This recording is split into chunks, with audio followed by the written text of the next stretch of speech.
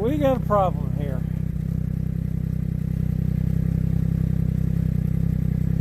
The river's just over that hill. He doesn't want to go out in the open. What he wants to do is turn around. Alright, I'm going to make a run to Deshka today and see if I can get that chicken feed home. I guess I can attempt to get that home today. Looks like it's going to be a beautiful day out. It's about 3 below 0 Fahrenheit right now, but it should warm up to about 20. So, barring any mechanical issues or such, it should be a good day. I'm going to do something different today. I am going to go out the Iditarod Trail. We live just a quarter mile off the Iditarod National Historic Trail. Look it up if you don't know what it is. Generally, I go out the Alexander Lake Trail to the Yentna and on from there. But if I take the Iditarod, it cuts off about 12 miles. It's not a great trail for freight hauling. A lot of hills, a lot of curves, ups and downs. But I'm going out empty today, so maybe if I can knock off 12 miles on the inbound run on these next few freight runs, you know, it saves me time and fuel. Let's see. It's also a very moose-prone trail. If you get a moose on that trail in front of you, you got a potential problem. But it's a lot in the trees. It's a 14-mile long trail to straight to the Sitna River, bypassing the Yentna River altogether.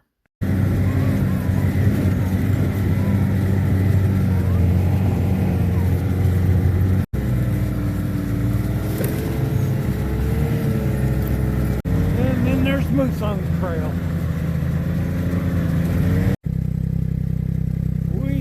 Old-fashioned standoff at the moment.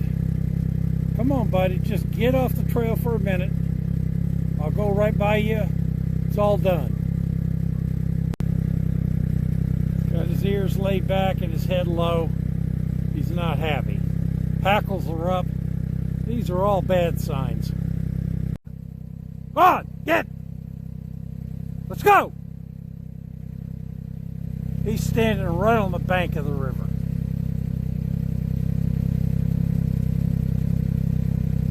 He doesn't want to get out in the open of that river.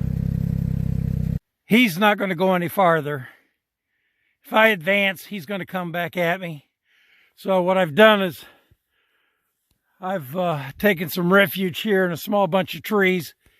If he wants to come back, he'll have a harder time getting to me. The other thing is if another machine comes up off the river, it's going to push him. I haven't heard any machines. Less than 100 yards. I could get down the trail 100 yards. This is all over. So what do you do in a standoff if you're a moose? Let's just do a little browsing, take our time. We're in no hurry. I'm getting hoarse. I've been yelling at him for 10 minutes now. Come on, hey! Move on! Let's go! Yeah, I really impressed him. This time of year, it snows deep.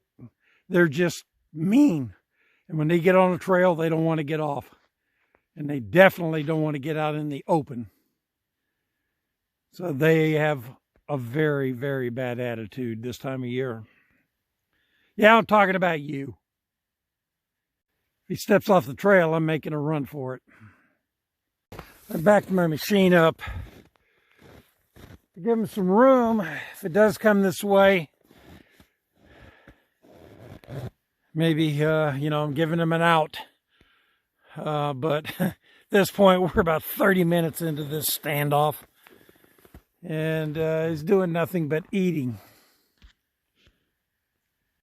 I unhitched my machine from the sled.